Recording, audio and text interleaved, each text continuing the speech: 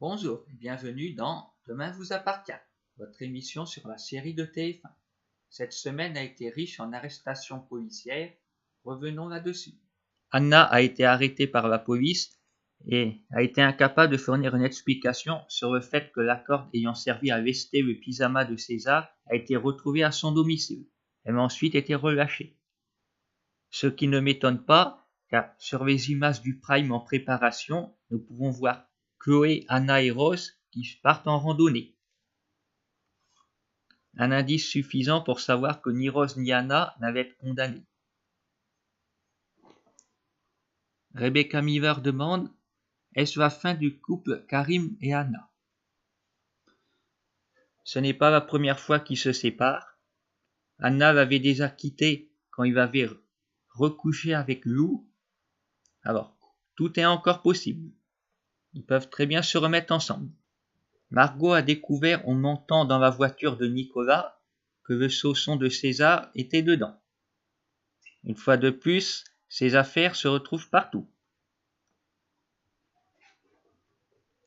Ce qui n'est pas très malin de la part de Nicolas.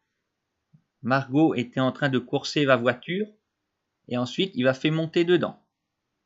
Cherchez vraiment à ce qu'elle découvre la vérité.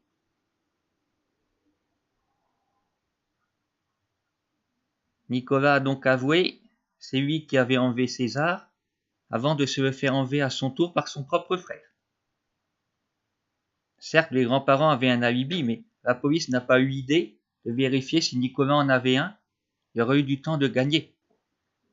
L'arrestation de Nicolas a eu un effet domino, car la police s'est rendue ensuite à Paris pour arrêter le grand-père, et le tour de la grand-mère est arrivé peu de temps après. César a enfin été ramené à Margot, et tout est bien qui finit bien. Kylian est en prison, mais à sa sortie, c'est lui qui va avoir le rôle de père. Mais une question demeure, comme me demande Lucie Dominique: comment la corde a-t-elle pu arriver chez Anna et Karim? Bonne question. Est-ce les grands-parents qui m'ont mis là pour faire accuser Anna après avoir immergé le pyjama devant ses Chloé? J'espère que les scénaristes nous le diront. En ce qui concerne les histoires de couple, Sandrine et Morgane se sont enfin remis ensemble. Par contre, c'est plutôt mal engagé pour celui formé par Tristan et Justine, car il a découvert la véritable profession de la femme qu'il aime. César est enfin revenu, mais il n'est pas le seul. Dylan est de retour pour un stage de 2 semaines au Spoon. Garance revient également à Sec, mais sur un mensonge d'Olivier, qui lui a assuré que Clémentine n'était plus avec Maxime. Le mauvais vaudeville va sans doute continuer. Clémentine va devoir cacher sa relation avec Maxime à sa fille, tout en repoussant les avances de son ex-mari. Il y a eu aussi une nouvelle arrivée cette semaine, le docteur William, qui est le nouveau médecin de l'hôpital. Il ne tarde pas à se faire des ennemis en la personne de Marianne. Nous savons qu'il a une fille et que sa femme et son autre fille ne sont pas encore arrivées. Il est donc célibataire, tout comme Arnaud à ses débuts. Il aura ainsi la possibilité d'avoir une liaison avec quelqu'un de l'hôpital peut-être.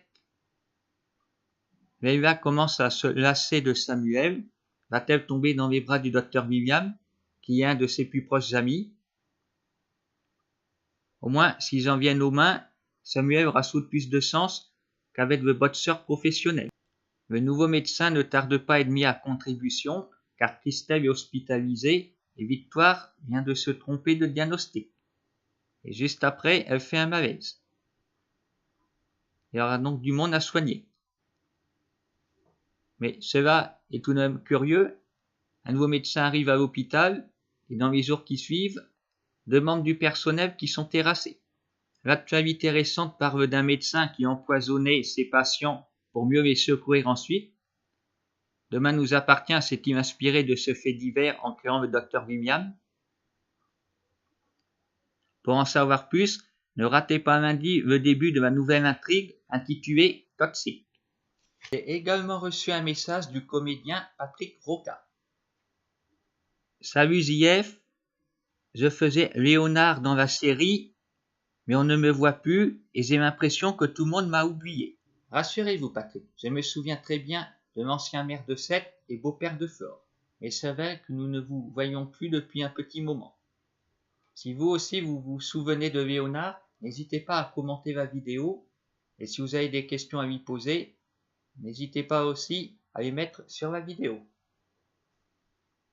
Je vous dis rendez-vous la semaine prochaine pour la suite des aventures de Demain nous appartient.